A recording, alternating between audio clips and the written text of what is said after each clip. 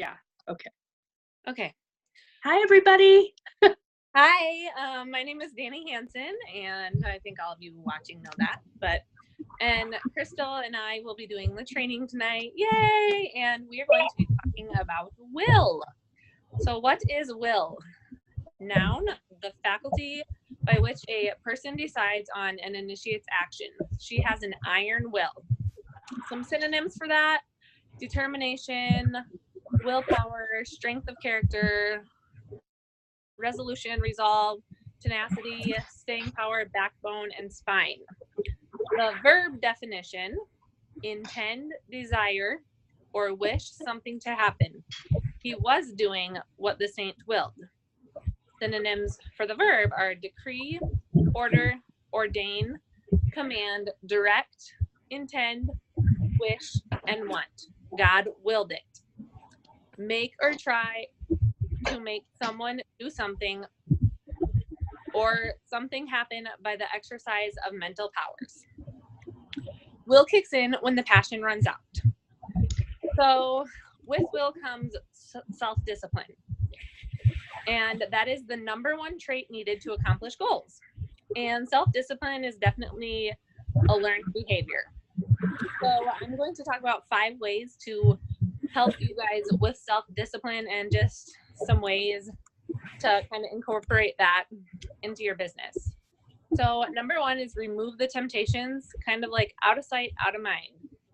A good example for that would be if you want to be eating healthy, get rid of all of the junk food and all of the food that you don't want to eat. So take that to your business too, kind of, and not necessarily with the food aspect, but out of sight, out of mind. So anything that you don't want in your business, get it out of your sight, and that should help you. And then another thing to remove temptations: what time of the day is least distracting for you? And that will be different for everyone. So is it morning? Is it afternoon? Is it evening? Just kind of find that time that there's the least distractions around you and try to work your business at that time. If you want to improve the focus, turn your cell phone off and remove the clutter. Some ways that I do that too isn't necessarily always turning my phone off, but like I always have my notifications turned off on Facebook so that I'm not constantly thinking, oh, I have to go check this, I have to go check this, like all the time. And then I try to have like set times during the day that I will go check Facebook and all of those other apps on my phone. So that's one way to do that. Otherwise, yeah, just turn your cell phone off. If you have an hour where you want to work, turn it off. And that is a huge distraction away, at least for me. And another big thing with removing temptations is to ditch the bad influences. Just get rid of them. Find a designated place to work free of distractions. For me, this is huge, to get away from my kids. So whether that's to go to the park without them, anywhere outside, to go to a coffee shop, just away from the distractions. And some of those places too, like at a coffee shop, will help you get more business. If just make sure that you have like a catalog set out and people might ask questions, or you can ask people about it too. So that's a great place. Are there any distractions in your business? Jess, since you're, or Crystal or Janelle, any of you, speak up. I am like the queen of distractions this last like month and a half with like other stuff. And I've let everything else get in the way of my business. But I mean, like, I see it. It's not that I don't.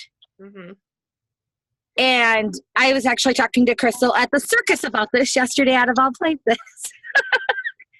So that is definitely my focus for me. As I was distracted by the circus all weekend long.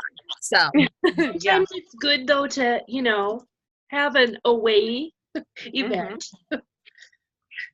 Yes, for sure. I agree completely. Okay, then number 2 is to eat regularly and healthy. This might sound kind of funny, but studies have shown that low blood sugars weaken a person's will.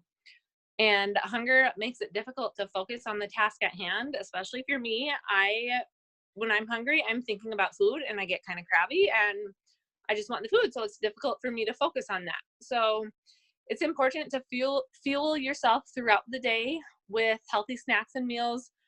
Some people like to keep almonds or raw vegetables on hand, just so that they can snack on those throughout the day.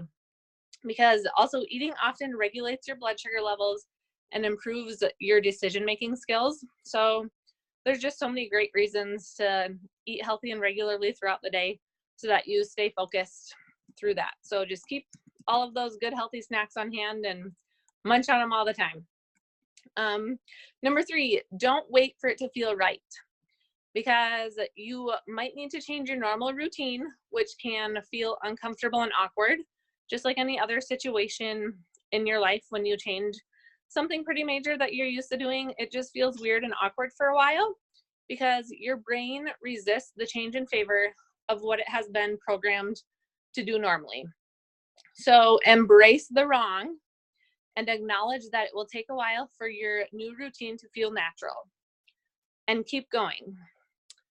Has anyone tried something new that has felt strange or you didn't like it?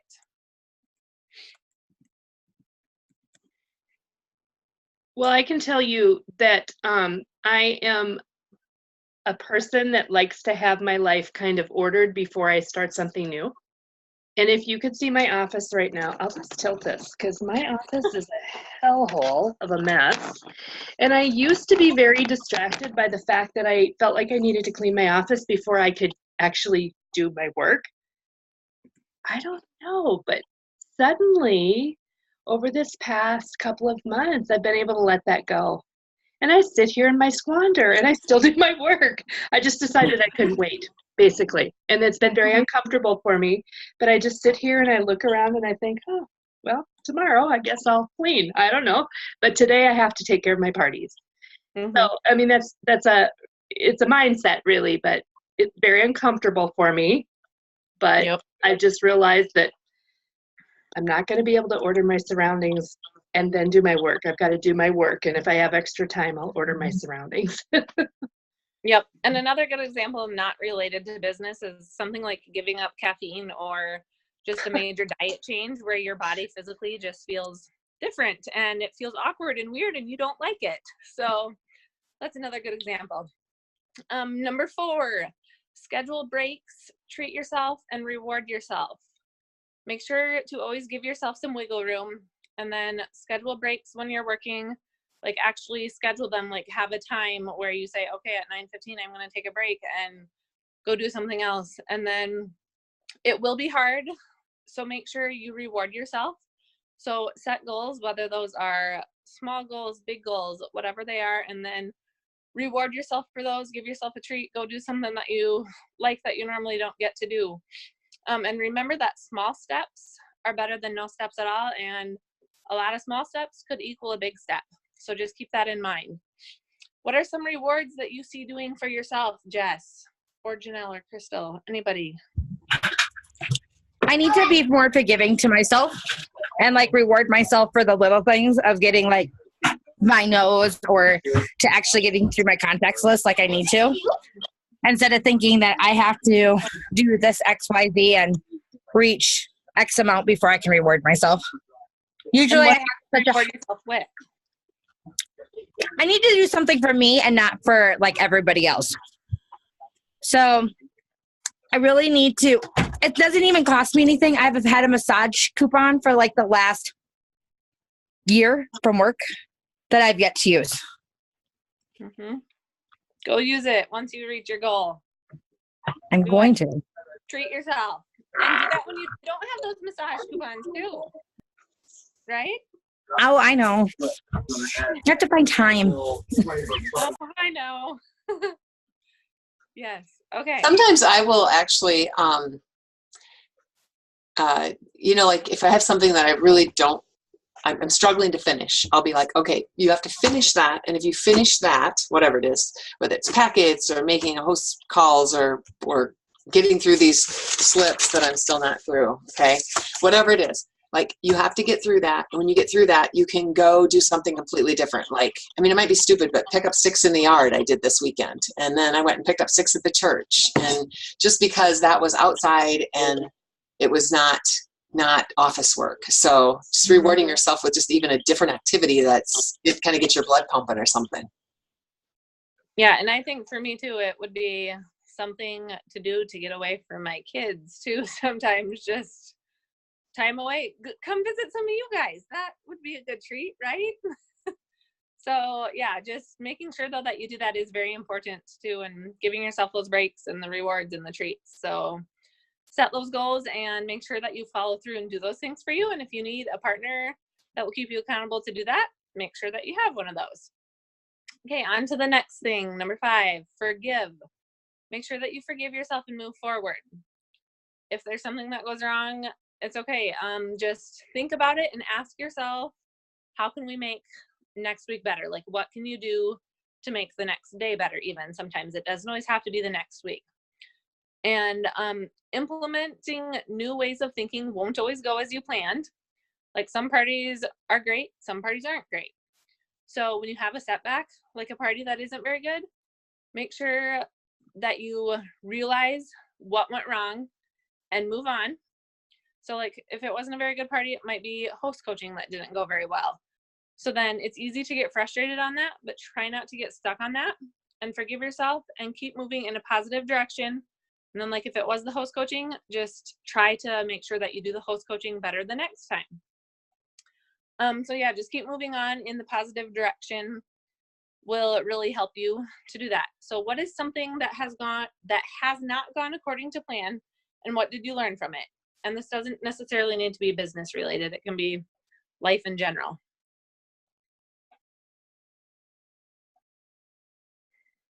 Anybody?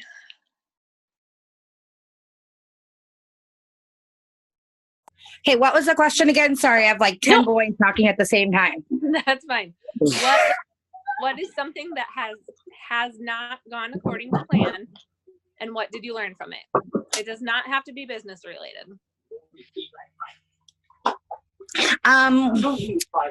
When you try to roll out a plan and you don't realize that the hours that you or days that you planned fall in anything but a busy time, and you have to pick and choose what you have to do.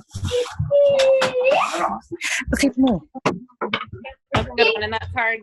That's hard sometimes to pick and choose what you have to do too. But like we said before, you can't really get stuck on that. So just you kind of have to move on and pick one thing and live with it. So, yep. Okay, a couple of questions to think about. Do you feel like you have a lack of discipline? And how do you get to the will? Feeling crappy for not sticking with it? Staying in the feeling crappy pattern just creates that mindset. So try not to feel crappy about it and just keep moving on and have a good attitude about it. And now I'm going to hand it off to Crystal. Well, goodness. So, I think that this year has been an exercise in all of the pillars for me.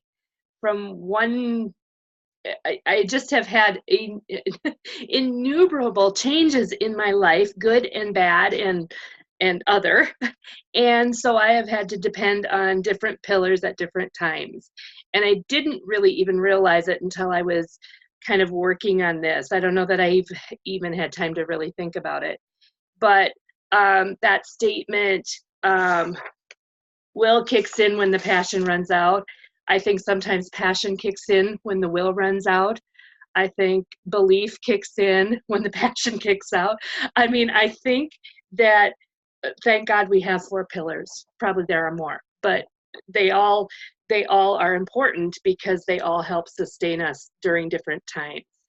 And I know will is really that foundation, because it's what really kind of gives us the framework to move forward when some of those other things are wavering.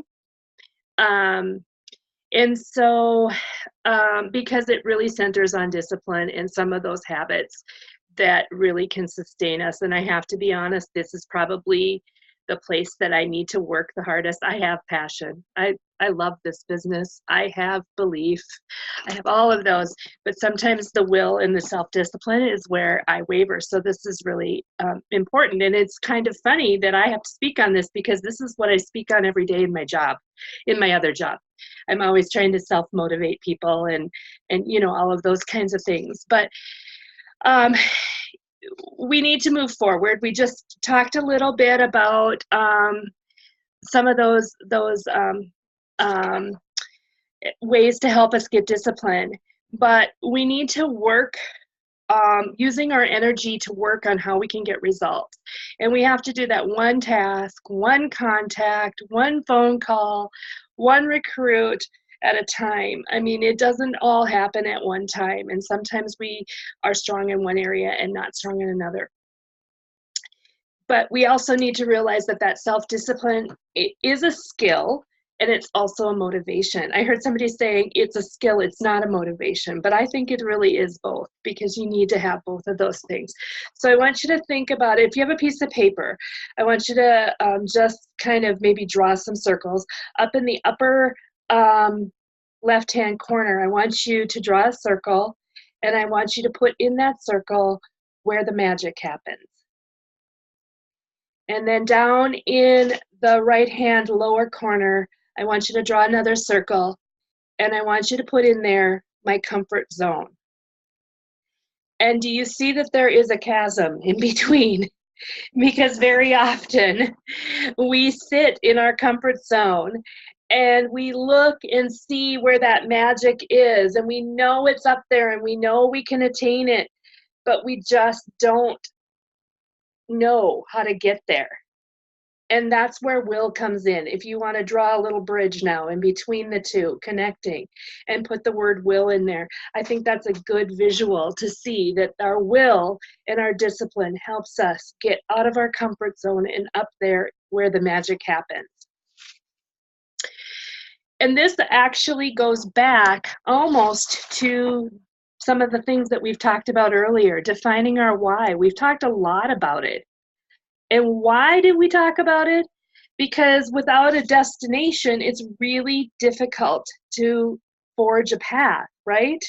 If we don't know where we're going. And especially the people on here, on this call right now, who know me best, know that my why has been very difficult to determine, because it's very different than other people's. It's not, it's not necessarily about money. I love money, but that's not what it's about for me. It's not about some things that I can just grab onto. So I soul search about my why, and it can change over time. It doesn't need to be the same. And it will evolve. I hope it evolves, because sometimes our why starts small and then it gets bigger. But sometimes when we're trying to define our why again, we have to think about what we're pursuing in our business. I mean, that can be part of that. But why are we doing PC in the first place? For most of us, PC is kind of like the mode of transportation. It isn't the thing. It is a way to get to our why. And a lot of times our why isn't just finite, or it just doesn't have anything to do with PC. It has to do with a bigger vision for our lives. It's more like a life why, And sometimes kind of thinking about what you want in life, what you want your legacy to be, what you want to be remembered for, can kind of give you a big picture, and then you can whittle that down further. So your why is really important, though, because it does get us through those roller coaster moments when our pillar is cracked, those throw in the towel moments. My goodness, I've had many of those, even just this year, when I just thought, oh gosh, wouldn't it be easier if I just didn't do PC? I mean, and then I would think, but I'd be so sad. Why would I? This brings me joy. Why would I do that? So that, again, brings back that passion pillar, comes right up there when I am having those moments of cracked belief or what have you, or discouragement. It's your will and your why that just really get you through those tough times. So you need to talk about them. You need to define them, first of all. Then you need to talk about them and out loud over and over and over to whoever will listen to you. Find an accountability partner. It doesn't have to be your director. In fact, maybe it's better that it's not your director. Maybe it's somebody on this team. Maybe it's somebody on another team. And then exercise the 5-minute rule. This goes along with forgiving yourself. But I think the 5-minute rule I learned, I can't even remember. I don't know if it was Roy Vaden or who it was. Hal That, Rod. oh, hell, okay, there you go. See, I listened to all of them and I can never remember who does what. But the 5-minute rule, you guys all know that, right? The people that are on here, it's that you can have your 5 minutes of self-pity or anger or disappointment or whatever, but give yourself 5 minutes and then let it go, because that's all the time that those things deserve. And if we let them have any more than 5 minutes of our life, they just consume us and they become big issues. Whereas if we say, okay, I'm going to be mad for 5 minutes, and quite honestly, if you put your timer on, you get sick of it. 5 minutes is a long time, unless you're wallowing and whining about it to someone else. So you use that 5-minute rule. See if it works. It does work. I find it really works for me if I do it. If I don't do it, I just find myself feeling bad about it for a long time. And then we need to set goals. And we have a whole daily dusting on setting goals. And I think we've talked about setting goals a lot of times. And I think, in lots of different parts of our life, we probably had some goal setting training. I use this all the time, the SMART goals. How many of you guys know what SMART goals are, right? Yeah. And, we all set goals, but our goals really need to mean something. They can't just be, I want to be healthier. Well, yeah. So, what is that? That can mean anything to anybody. We just really need to be thoughtful and make those goals meaningful. And so SMART goals, that SMART acronym, can help us to really define that. S, be specific. What do you want to do? And very specific. I want to get healthy isn't very specific. I want to lose weight, not very specific. I want to lose 10 pounds. Very specific, okay? Have it be measurable. How will you know when you reach it? So again, that 10 pounds, that's a very finite amount of weight you want to lose. Or I want to have 4 recruits, or I want to have a director team. That can be your goal. I need, let's just say 6 recruits, because I think we all know that we can get there with 5, but we would really rather have 6, right? I want 6 recruits. Attainable. Is it in your power to accomplish it? Well, of course, it's in our power to always accomplish directorship or bookings, or, we just have to put in the work. But some goals are not very attainable. I want to be the Queen of England. Well, I have no lineage to be the Queen of England, so it is not attainable for me. So you have to be reasonable in what you're doing. Relevant or realistic. Most places use relevant. I always use realistic when I'm working with my patients. I think they're about the same in the big picture, but can you reasonably achieve it? Again, that's a little bit like attainable. Is it relevant? Does it matter? If you want to say, I want to be a director, and you say, I want to have 45 parties in 3 weeks, or 45 parties, well, that helps us to get to our goal, but we really have to focus on the recruits if we're wanting to be a director. So you've got to make sure that the things, or the objectives, or the pieces of your goal really are going to forward you towards that goal. And then time-based. When exactly do you want to achieve this? I want to have 5 recruits on my team by June 1st. One of my accountability partners, Cindy, reached out to me and another gal this week and said to me that she is almost to excellence in sales. And she needed, I think, $9,000 more in sales by May 31st to get excellence in sales. And so she reached out to us and said, help me be accountable for this. And she very well set out how she was going to meet this goal, how many parties she needed, what her sales needed to be at those parties, and just needed somebody to hold her accountable. So I think it was a very good example for me to see how that process can happen. Break the goals into small pieces. Use checklists. Reward yourselves. We've already talked about that. Heck, make a sticker chart, whatever it is that works for you.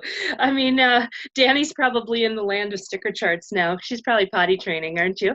Yeah, I was going to say, I would bet she's potty training, so sticker charts are there. But you know what? It works for adults too. I mean, all of us like to have that little star on our chart. And if it's like, you know, five contacts and you get a star, 10 stars, you get ice cream, whatever it is. I mean, I think it works. But in all things, don't forget to enjoy the process. Sometimes we get so focused on our goals and meeting the goals that we forget why we do this. And we forget to have fun. I know I was in a program through home office, and we had some very stringent requirements. And I will tell you, when I had to leave the program because I didn't meet the requirements, it was this huge wave off of me. And I realized that I was so focused on meeting the requirements that I hated Pamper Chef. I hated my job. It no longer was fun for me because there was so much stress on that. So if you get to that point, you need to reevaluate and look at what it is. I mean, this isn't meant to be stressful. This is meant to propel you to where you want to be. And remember, too, there's energy in moving forward. I was just telling Dani before we got on that I had a cooking show on Saturday, and it was a fabulous cooking show. And I was more tired than I should have ever been. I hadn't slept all night, and then I went to the circus. I've been sick all week. And I had this show, and I was dragging my little tush into that place. And it was so fun. And I said, geez, this is what motivates me, these cooking shows. Virtual parties are fine, but I don't get the energy. That doesn't fill my cup, And I thought, oh, this is why I do this. I was so glad. And then I thought, I've got to make sure I have, a cooking show every week. Otherwise, that's what fuels me. So, I mean, I think we can think about that as we look forward. So, I think the bottom line for all of this is, how will we move forward? What steps are you going to take to improve your will? How are you going to build that bridge? What kinds of things do you need to let go of? What kinds of things do you need to add so your will can be strong and sustain you when some of those other pieces are wavering? Dani or Jess, anything to add to that? I need to redo my will, or my way, or my why, or my whatever. Oh my goodness. Your why. We need to have like a little why retreat. Hey, that's a good idea. That sounds like a wonderful idea. And sleep has to be involved. Yes. You guys can all come to Arizona. But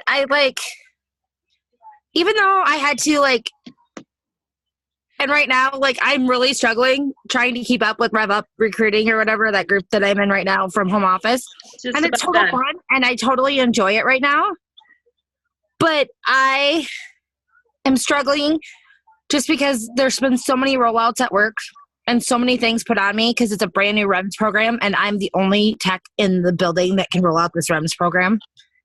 And anybody who works in the medical field understands that the FDA is looking at every move that you can do wrong, possibly. And it rolls out tomorrow morning, and I'm not there to roll it out. And I'm having a panic attack, so that doesn't help matters. So I've done the homework, but not probably to the most extent that I could have. And I realized that when I was writing my why, that I really don't know what my why is anymore.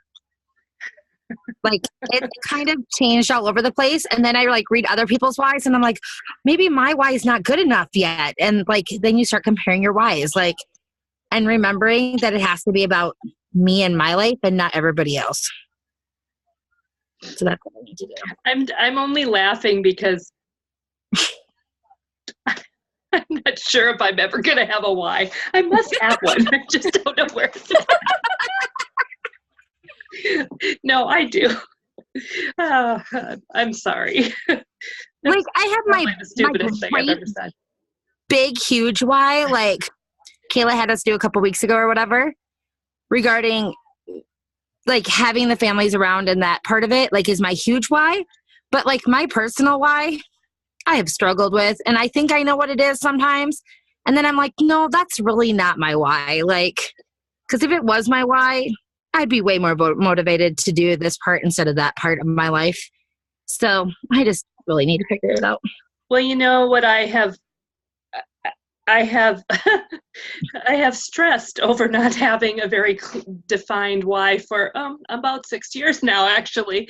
But I can continue my business because I have little whys. I have things that keep me motivated. It may not be the same as anybody else's. Sometimes it's just to find joy in every day. And if this is what brings me joy, this is what I want to do. Like I just told you, that cooking show this weekend made me realize that that's why I do this. That's what gives me fuel. That's what makes me happy. And it doesn't look like anybody else's, and I can't really define it, but I know in my heart what it is. And so it doesn't always have to be in words. So don't beat yourself up about it. You can still have a successful business even though you can't put it in a little package. So, all right, we've got some homework for you, and I'll post it because it's a little, well, one is I don't know. It's just something I love. So the first thing is just to sit down and self-evaluate. What do you need to stop doing? And what do you need to start doing? Write it down. And what do you need to continue? And be honest. It's probably going to take a few minutes of self-reflection, maybe a good brain dump at the end of the day. And then commit to change an area you are lacking in. You don't have to change them all, but just pick something and really think about how you can change that one thing. The second thing is revisit your why if you haven't already. Again, Jess, don't stress over it. Just think about it. And then share it with at least 3 people, including your director. And I think, your spouse or whoever your support person is, because if they don't buy into it, there's really, my biggest supporter is my aunt. And so she always gets to know what I'm doing, your director, maybe your accountability partner or whoever it is. Like I said, I have these couple people that aren't on our team at all, and I keep in contact with them. And again, find an accountability partner, someone who has your back and can remind you what your passion is. Because I think sometimes that's important. It's just to have somebody just saying, remember, come on, it's okay. I know it's tough right now, but just remember how much you love this. Do you remember that countertop you want to put in your new house? Do you remember that farm you want to buy, Jess? Do you remember, Dani, that you want to stay home with your kids? Do you remember that new house you want to build, Janelle? Yeah. So that's pretty interesting that I kind of know. See? And we, that's just from us visiting. All right. And do you remember what it was like to go to work? Yeah. Do you remember what it was like for 5 days of work? Well, 50 or 60 hours a week. My husband reminds me of that now and again. He's like, seriously? Hey, you're fine. I'm so used to 3 days of work already, so I don't know what that's going to, yeah, it's exciting, isn't it? All those things. Okay, and then I'm going to have you watch the Michael Reeves video on his top 20 business tips. It's a little old now, but Michael lost his career sales 9 times. I think I'd have quit by then, but he's now a top seller. And actually, this video I think was made before his catastrophic accident, wasn't it, Janelle? Yeah, it was. So he's had even a bigger setback after this. Well, he lost his career sales again, but no, maybe I don't think he did. I think he had some help there, but And then write down all 20 of his tips, but share your top 5. Or take a picture of it and send it to your director, because I want to make sure that everybody has actually listened to this, because it is inspiring. And then comment your favorite tip on this page. And I'll post the YouTube video too. And then consider director bound training. We believe in you. You can do it. We did it, so you can do it. I mean, we were no different than anybody else. We didn't think we could always do it, and we did it. I did it twice, so I know you can do it, you know. And even if you've done it before, even if you're already a director, you can do it again, because I think it really cements that. I don't know how many times I went through director bound. Many. We are switching it up this time. Yes. It's going to be so different. I was going to say it's going to be so much better. We think it's going to be so much better. We don't know. But it will be a little less formal, but it will be from our hearts, and it will be not be recorded. So we will expect that there be a level of dedication to that. We just felt like it's really easy to listen to a recording, but we don't get the same thing out of a recording that we do. And some of it is going to be a little bit personal. So, I mean, not personal as in we're not going to cry. Well, I don't think. But personal in that we're just going to really have a good conversation with each other about the things that it takes to become a director. And so a little less scripted, a little more from the heart. And I really think it's going to be great. Anything else? Dani? You're muted. You have to unmute. No. No? Nope. Oh my gosh, we made it through pillars again. There will be testing each day. I've already scheduled them, and they're really good. I listened to them all today. Yay. So I'm pretty excited about them. And we aren't meeting next week, right, Janelle? We're not doing, no. You're muted.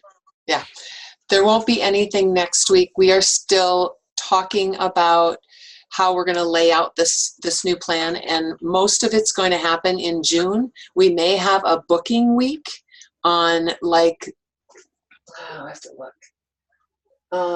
Let's see, on the week, 19th? Like the week of the 19th, yeah, possibly. But we're also looking at trying something other than Sunday nights. Apparently they're not great. Our participation has not been very high. So apparently we are going to switch them up to something else, but we need to decide that as a director group, what we're going to do. So we may have kind of like a booking. Please not Thursday nights. Huh? Please not Thursday nights. I don't know what it will be. I can just tell you that it's so hard to find anything that works for everyone. We've had some advice talking about Saturday mornings, where you do it like at 8 a.m. Central Time. And I think that's, 8 a.m. Central Time. It would be 6 on the coast. It'd be 9 back there, to try to get it before activities on Saturdays. But we're going to have to hammer that out kind of as a director group for starters. It's just like a party, guys. No matter when we have this, it will not work for everyone. But it's very interruptive on a Sunday night to our lives. And when the majority that are on here have been leaders, obviously it's not a good night for people. So we need to probably try something different. We do need to remember, Janelle, that our best attended director bound was 6 a.m. on Wednesday morning. I know. Hey, that was awesome. It was awesome. It was painful, but it was awesome. We looked terrible, but and it's way less disruptive to families. Yeah. You know? The only problem is that for our West Coast gals, that's like 4 in the morning, and that is rude.